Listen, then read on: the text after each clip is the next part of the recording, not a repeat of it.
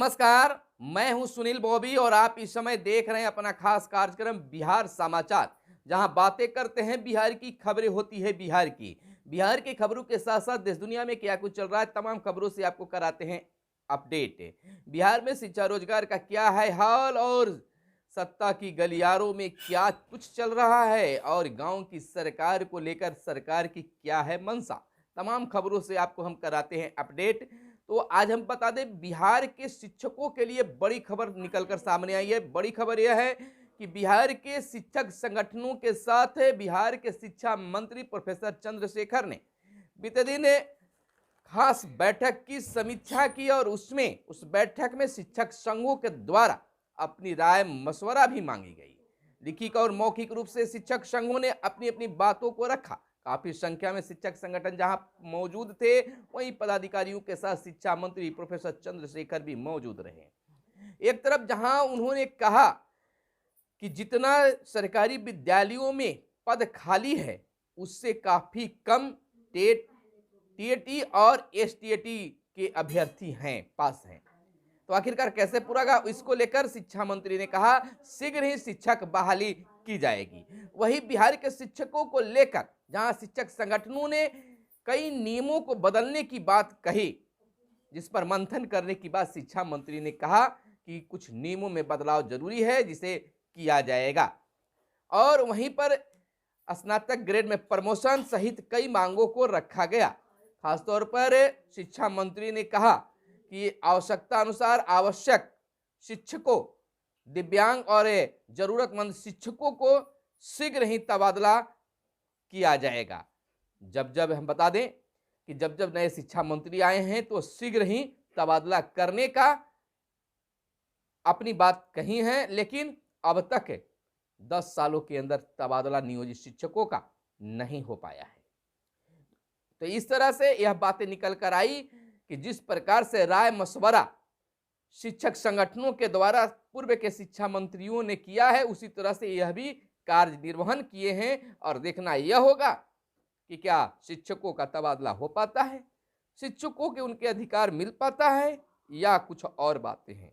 तमाम खबरों से हम आपको बताएंगे विस्तृत से। अगली खबर हम बताते हैं कि बिहार के वार्ड सदस्यों को लेकर बिहार के पंचायती राज मंत्री ने बड़ बोल बोला था, यानी एक बड़ा बयान दिया था और वार्ड सदस्यों के शिक्षा पर सवाल खड़ा किया था। अब उनका बयान बदलता हुआ नजर आ रहा है। उन्होंने मधेपुरा में एक कार्यक्रम के दौरान, यानी कांग्रेस के पार्टी विशेष पर कार्यक्रम के दौरान उन्होंने कहा कि मैं कौन होता हूं वार्ड सदस्यों को उनके हक से विमुख करने के लिए, अलग रखने के लिए। उन्होंने साफ शब्दों में कहा कि वार्ड सदस्यों का उनका हक और अधिकार मिलेगा, मान सम्मान मिलेगा। यह निश्चित तौर पर हमारे द्वारा प्रयास किया जा रहा है। उन्होंने नल जल योजना को लेकर कहा कि इसकी जांच होगी, समीक्षा किया गया है और जो भी इसमें दोषी पाए जाएंगे उनको सजा मिलेगी, उन पर कार्रवाई होगी। यानी कि अब मंत्री जी, यानी कि पंचायती राज मंत्री मुरारी प्रसाद गौतम के सुर बदल गए हैं। एक तरफ है जहां मुरारी प्रसाद गौतम ने वार्ड सदस्यों के शिक्षा पर सवाल खड़ा किया था, वहीं आज कुछ और बोलते नजर आ रहे हैं। आपको यह भी बता दें कि 20 नवंबर को जहां वार्ड सदस्यों को पटना में धरना प्रदर्शन है, वहीं मधेपुरा की धरती से पंचायती राज मंत्री का इस प्रकार से बयान आना आप बिल्कुल समझ सकते हैं। हालांकि इसको लेकर वार्ड सदस्य संघ ने कहा है कि अब कोई असर होने वाला नहीं है, निश्चित तौर पर आंदोलन होगा, अपने हक और अधिकार की लड़ाई लड़ी जाएगी। तो निश्चित तौर पर अब महिला और दिव्यांग शिक्षकों का भी तबादला होगा। इधर अंतरिक्ष में भारतीय निजी क्षेत्र की उड़ान नई शुरुआत की गई है। आपको बता दें कि भारतीय निजी क्षेत्र में शुक्रवार को अंतरिक्ष में ऊंची उड़ान भरी। पहली बार देश में निजी क्षेत्र के रॉकेट ने अंतरिक्ष में 3 उपग्रहों की सफलतापूर्वक स्थापित किया। इससे पहले सिर्फ इसरो ही उपग्रहों का परीक्षण करता था।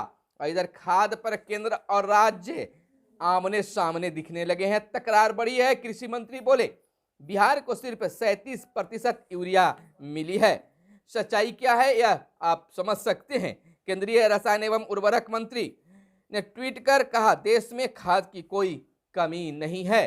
एक तरफ बिहार खाद की कमी का रोना रो रहा है, वहीं केंद्रीय रसायन व उर्वरक मंत्री कह रहे हैं कि भारत में यानी अपने देश में खाद्य उर्वरक की कोई कमी नहीं है। आखिर कमी कहां पर है कि बिहार में खाद की किल्लत देखने के लिए मिल रहे हैं? किसी से छुपा हुआ नहीं है कि बिहार में खादों की दिक्कत होती है। बिहार में खाद्य की फिलहाल बिहार में खाद की किल्लत पर राज्य सरकार और केंद्र सरकार के मंत्री अब आमने सामने आ गए हैं। बिहार में कृषि मंत्री कुमार सर्वजित ने कहा है कि केंद्र सरकार पर बिहार में खाद का आवंटन न देकर भेदभाव बरते हैं, वहीं तथा किसानों और गरीबों के बीच राज्य सरकार की छवि खराब करने का आरोप भी लगाया है। वहीं केंद्रीय रसायन एवं उर्वरक मंत्री डॉक्टर मनमुख मांडविया ने ट्वीट कर खाद की कमी से जुड़ी खबरों को गलत तथा भ्रामक करार देते हुए कहा है कि देश में कहीं भी खाद की किल्लत नहीं है। तो आखिर किसानों को खाद नहीं मिल रहा है तो इसमें दोषी कौन है, केंद्र सरकार या राज्य सरकार? ये हम आप पर छोड़ रहे हैं और कमेंट में बताइए कि अगर किसानों को सही समय पर खाद नहीं मिल पा रहा है, किसानों के लिए खाद की किल्लत है, तो दोषी केंद्र सरकार है या राज्य सरकार? यह कमेंट कर आप बताइए। डेहरी विधायक के होटल व करीबी के यहाँ आयकर के छापे, बारून में गल्ला व्यवसायी के मकान को भी खंगाला गया। होटल से भूमि के कागजात व अन्य दस्तावेज भी प्राप्त हुए हैं। वहीं व्यक्तिगत डाटा की सुरक्षा में चूक पर भारी जुर्माना। डिजिटल निजी डाटा सुरक्षा विधेयक का मसौदा जारी, इस पर 17 दिसंबर तक मांगे गए हैं अपना सुझाव। और आतंकवाद का वैचारिक समर्थन भी खतरनाक, मोदी ने कहा है। 73 देशों के प्रतिनिधि सम्मेलन में हो रहे हैं शामिल और 20 देशों के मंत्री शामिल हैं प्रतिनिधि मंडल में।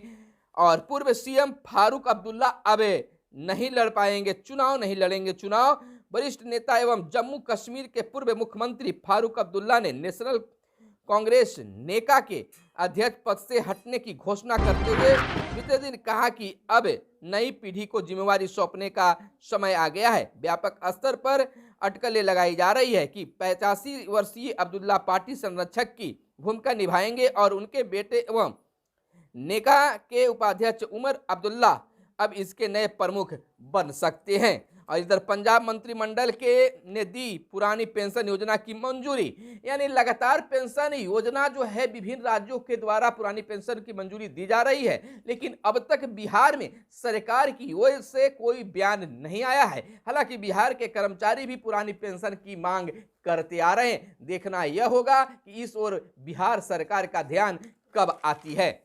इधर हम आपको बता दें कि वाराणसी रांची कोलकाता राजमार्ग का निर्माण मार्च से और 5 महीने के भीतर निर्माण कार्य शुरू कर दिया जाएगा। 6 लेन की यह सड़क जीटी रोड से दक्षिण में बनेगी। अब आपको बता दें गंगा जल आपूर्ति योजना का उद्घाटन 27 को राजगीर में होगा। मुख्यमंत्री नीतीश कुमार करेंगे इसका उद्घाटन और सभी घरों और संस्थानों में भी गंगा जल की आपूर्ति होगी। अब पूरे बिहार में प्रदूषण की रोकथाम को बनेगी एकीकृत कार्य योजना। बिहार राज्य प्रदूषण नियंत्रण बोर्ड ने लिया निर्णय, छोटे शहरों की हवा भी जहरीली न हो, इसके लिए किए जाएंगे अब खास उपाय। 3 शहरों में अभी प्रदूषण रोकने को हो रहे हैं उपाय। 22 शहरों में एयर क्वालिटी मॉनिटरिंग स्टेशन बने हैं। और इधर हम बता दें कि आज शनिवार का दिन बिहार के सरकारी विद्यालयों में बैगलेस शनिवार के रूप में शिक्षण कार्य किया, जहां सरकारी विद्यालयों में तमाम बच्चे जो हैं बिना कॉपी किताब के पहुंचे, जहां शिक्षकों ने गतिविधि और खेल कूद के माध्यम से, अन्य गतिविधियों के माध्यम से बच्चों को शिक्षा प्रदान करते दिखे। बिहार के निजी आईटीआई में 87,000 सीटें खाली, रेलवे की वैकेंसी समाप्त होना बड़ा कारण। पिछले सत्र में देखें देर से नामांकन एक वजह भी है। बिहार के निजी आईटीआई में 87,000 सीटें खाली रह गई, यानी कि आईटीआई करने के बाद उनको कोई फायदा नहीं मिल पा रहा है, जिसके कारण सीटें खाली रह जा रही है। ईडी की कर्मस्थली बन गई है गांधी जेपी की भूमि, त्यागी का यह बयान आया है।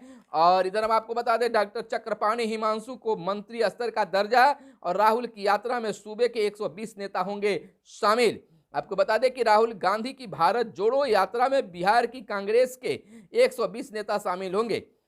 यह सभी नेता 27 नवंबर को बस से इंदौर के लिए रवाना होंगे। प्रदेश कांग्रेस इसकी जोरदार रूप से तैयारी कर रही है। बिहार से बड़ी संख्या में कांग्रेस के नेता कार्यकर्ता पैदल यात्रा में शामिल होने के लिए जाना चाहते थे, पर अंततः 120 लोगों का ही चयन पार्टी के द्वारा किया गया और बटुकेश्वर दत्त की जयंती मनाई गई और बिहार के सदर अस्पतालों में होगी डॉक्टरों की अब तैनाती। विपक्षी एकता की मुहिम ठंडे बस्ते में नहीं, उपेंद्र कुशवाहा ने बोला है। और जिलों में भी लागू होगा सिमतुल्ला मॉडल। आपको बताते चले कि प्रत्येक जिला में सरकारी विद्यालय के रूप में एक सिमतुल्ला मॉडल, जिला में एक विद्यालय को लागू किया जाएगा, मॉडल बनाया जाएगा। सिमतुल्ला मॉडल पर वहां पढ़ाई लिखाई और सारी व्यवस्था होगी। और हाल बेहाल है आंगनबाड़ी का। कोई आंगनबाड़ी केंद्र वर्षों से बंद तो कहीं एक भी बच्चा नहीं। यह एक बड़ा खुलासा हुआ है। जांच में राजधानी पटना में आंगनबाड़ी केंद्रों की स्थिति गड़बड़ मिली, मंत्री ने दिया कार्रवाई के निर्देश। तो यह थे आज के प्रमुख खबरें जो आपके लिए काम की खबरें थी। कैमरे के पीछे हैं मिस्टर साहिल। धन्यवाद। जय हिंद, जय भारत, वंदे मातरम।